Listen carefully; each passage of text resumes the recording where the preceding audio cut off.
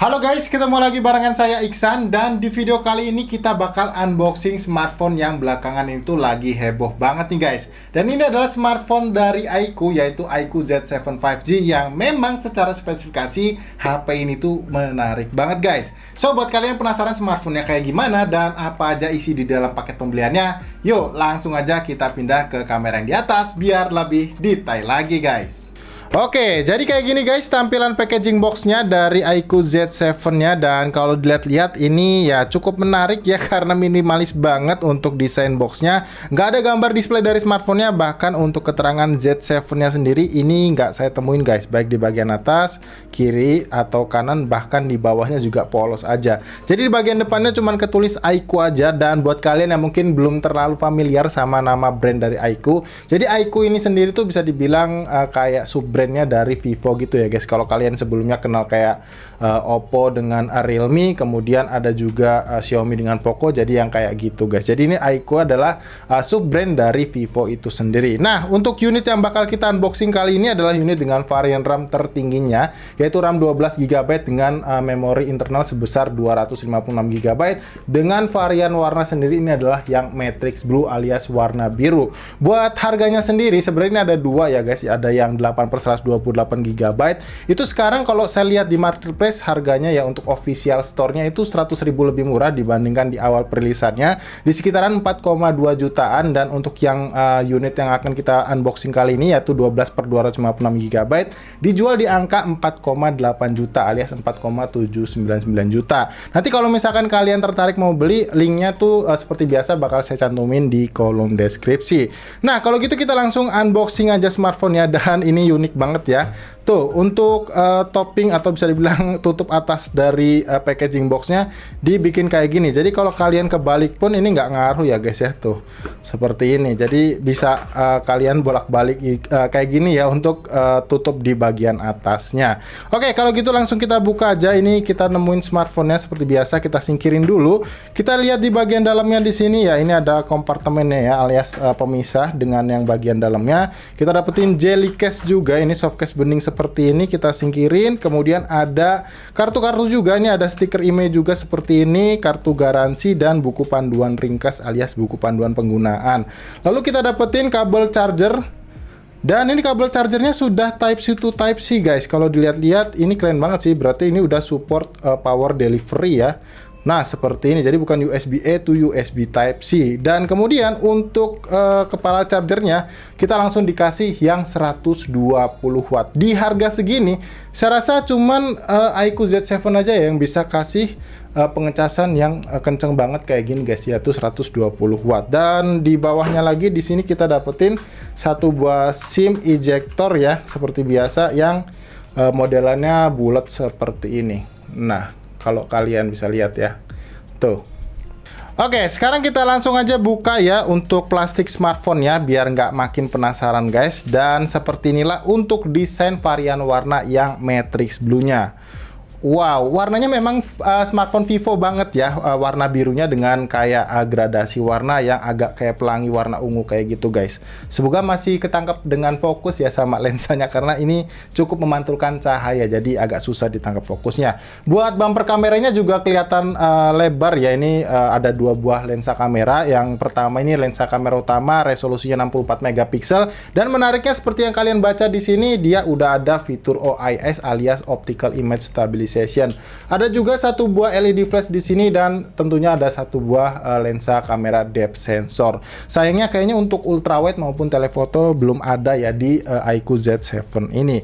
Untuk desainnya sih sejauh ini ya, setelah saya pegang ya, untuk impresi awal ya cukup menarik dan memang ngasih khasnya Vivo banget, karena memang DNA-nya dari Vivo juga kalau bisa dibilang bahasa desainnya. Untuk bagian sisi sampingnya sini tuh dibuat sedikit curve ya, yang menurut saya ini justru jauh lebih enak buat digenggam guys, ketimbang yang kekinian alias dibuat flat atau mengotak kayak gitu. Jadi untuk feel di grip di genggaman itu lebih enak buat dipakai lah ya. Dan untuk bobotnya sendiri nggak terlalu kerasa berat juga, jadi kerasa lumayan ringan lah menurut saya. Dan untuk build quality-nya ya ini masih cukup kerasa plastik, walaupun ya udah kerasa cukup solid. Jadi kalau ditekan-tekan gini nggak ada bagian yang kerasa kopong guys. Dan untuk lensa kamera depannya ini sebesar 16 megapiksel ya kalau saya nggak salah guys, dan udah didapetin satu buah screen protector atau anti gores di bagian layarnya. Untuk bagian framenya sendiri ini kalau dilihat ya di bagian atas ini kita mendapatkan satu buah infrared blaster guys. Jadi nggak cuma di brand sebelah aja, ternyata di iQOO ini juga bisa dapet. Jadi kalian kalau mau pakai buat fitur remote gitu ya harusnya bisa guys. Dan ini ada jack audio 3,5 mm serta lubang mikrofon yang kalau dilihat, oh ini lubang mikrofon ini cukup unik guys. Kalau dilihat ini agak dibuat oval ya. Kalau yang biasanya itu dibuat bulat aja, ini agak berbentuk elips kayak gitulah. Dan di bagian sisi kanannya ini ada tombol volume ya seperti ini, dan juga tombol power yang seharusnya dia merangkap sebagai sensor sidik jari, karena nggak mungkin di bagian layarnya, karena smartphone ini tuh kalau nggak salah layarnya masih IPS, jadi bukan yang Super AMOLED maupun yang AMOLED. Kemudian di bagian bawah ini ada grill speaker, port charger USB Type-C, kemudian ada lubang mikrofon lagi ya, jadi ini ada dua lubang mikrofon dan satu buah slot SIM tray yang seharusnya kalau kita coba cek ini tuh seharusnya masih disediain dua buah kartu nano SIM card dan satu slot. Oh ternyata hybrid guys. Jadi kalian nggak bisa nambah slot memori eksternal ya. Jadi benar-benar cuman buat dual SIM card aja. Nah, seperti ini. Ya, tapi karena baiknya iQOO ini ya udah kasih varian tertinggi atau paling basicnya itu di 8/28 GB, yang menurut saya masih cukup lah kalau mau kalian pakai buat nyimpen file-file harian kayak gitu ya, atau foto-foto aja. Dan di bagian sisi kirinya polos-polosan aja guys, nggak ada apa-apa kayak gini. Oke, kalau gitu seperti biasa ya, kita coba nyalain dulu smartphone-nya, kita setting-setting, lalu install beberapa aplikasi buat kita bahas selanjutnya. Jadi jangan kemana-mana guys, yuk! Oke, jadi ini dia guys tampilan layar awal dari smartphone iQOO Z7-nya. Ini sebelum kita bahas panjang lebar yang lain-lainnya guys, di sini saya mau tunjukin dulu ke kalian untuk kecepatan baca dari fingerprint sensornya. Nah, seperti ini ya, ini menarik banget dan terlihat responsif. Jadi kalau kalian mau pakai pun harusnya sih ini aman-aman aja, nggak ada masalah guys. Nah, seperti ini ya untuk kecepatan baca dari fingerprint sensornya. Kemudian kalau kita lihat untuk aplikasi bloatware-nya ini ya memang lumayan terlihat banyak ya guys. Kayak di sini ada aplikasi game Block Blast, kemudian Lonely Survive, Piano Hop, dan kemudian ada juga aplikasi Spotify, Halo, dan juga Truecaller seperti ini. Ya walaupun memang beberapa menurut saya saya rasa ini berguna ya, jadi kalian nggak perlu install lagi, tapi beberapa bisa kalian uninstall aja buat menghemat memori internalnya. Nah, ngomongin soal memori internal, tadi juga saya udah screenshot ya sebelum saya install banyak aplikasi tadi. Untuk pertama kali kalian nyalain smartphone-nya guys, ini tuh hanya memakan memori penyimpanan atau internal sebanyak 22,56 GB aja ya untuk aplikasi sistemnya. Ini seperti yang kalian lihat untuk sistemnya sendiri ketulis cuma 20 GB-an aja. Tapi ini nggak tahu apakah untuk fitur ekspansi RAM virtual itu sudah terpakai atau belum, karena biasanya kalau sudah terpakai artinya harus dikurangin dengan fitur ekspansi RAM virtual tadi. Jadi harusnya sih bakalan lebih hemat lagi untuk penggunaan sistem di awal kalian nyalain smartphone-nya.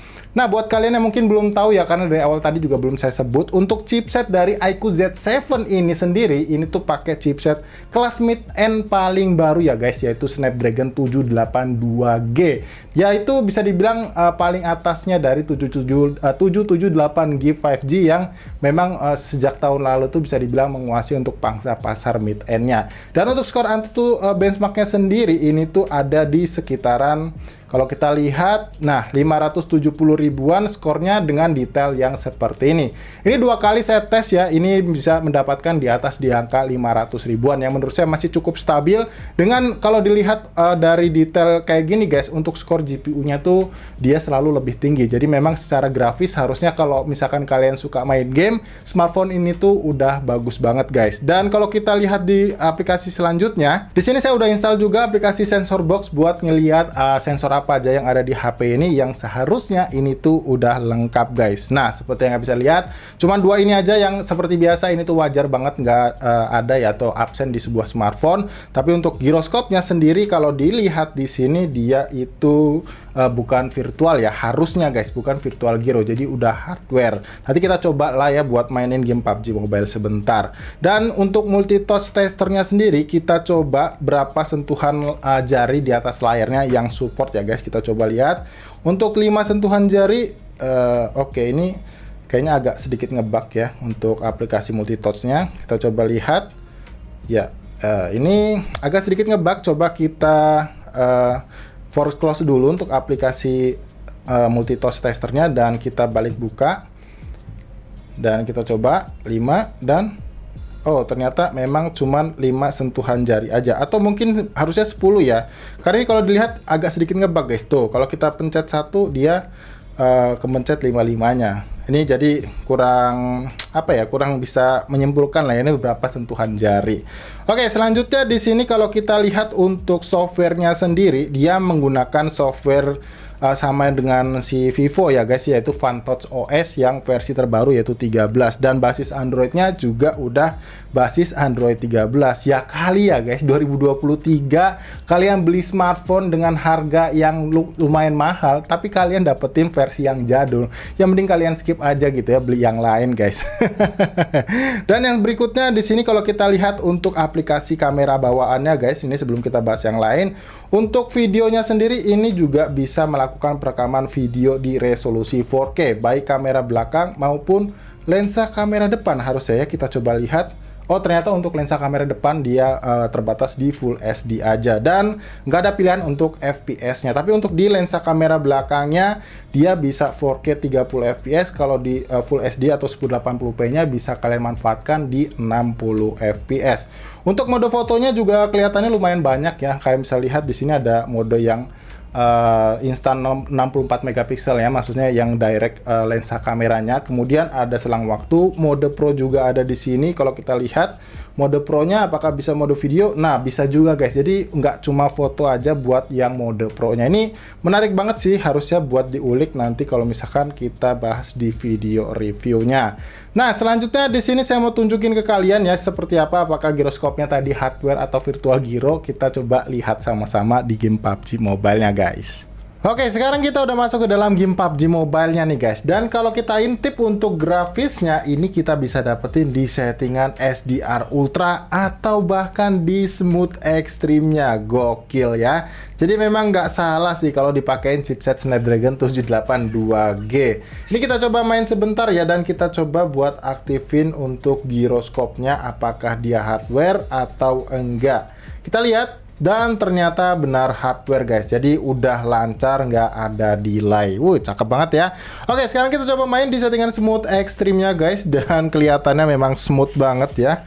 Untuk grafisnya sendiri, ini kita coba lihat, ya respon layarnya juga bagus ya, nggak ada delay. Oke, nice. Kita coba sekali lagi, karena barusan ditembak kita mati guys. Ya, ini overall grafisnya bagus banget ya, apalagi dia juga udah 120 Hz, jadi bisa kasih tampilan visualisasi gambar dalam game ini bagus ya, jadi nggak kayak patah-patah atau nge-lag kayak gitu guys. Oke, kita lihat apakah kita bisa nge-kill lagi. Oke, kita dapat kill. Kita coba kill lagi guys. Enak banget ya. Oke. Nggak pencet.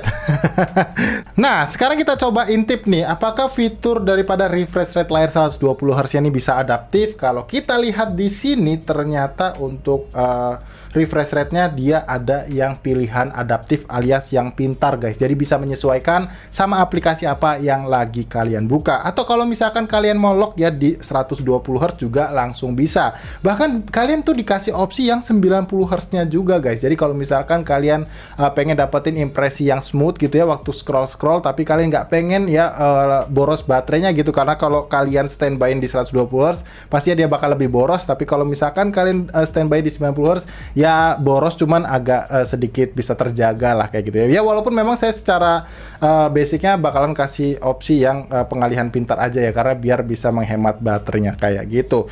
Ya overall kalau untuk experience scroll-scrollnya sendiri sih ya kalian bisa lihat ya, ini tuh udah smooth banget karena memang 120 Hz juga, dan nggak ada kayak delay gitu ya, jadi udah bagus banget tuh. Nah kayak gini. Ya, jadi guys, saya rasa kayak gitu dulu aja ya video unboxing dari smartphone iQOO Z7-nya ini. Dan kalau buat lengkapnya nanti mungkin bakal kita bahas aja di video reviewnya. Oh ya, untuk informasi tambahan guys, ini saya hampir kelupaan juga ya. Kalau iQOO Z7 ini juga udah dual stereo speaker. Jadi suara speaker yang satunya lagi itu keluar dari bagian earpiece-nya sini. Karena kalau dilihat ya nggak ada bagian speaker di bagian sini, karena cuman ada di bawah aja. Dan buat kualitasnya yang saya dengar barusan ya udah lumayan oke lah ya buat keluaran suaranya, walaupun memang belum yang terbaik di kelas harganya segini.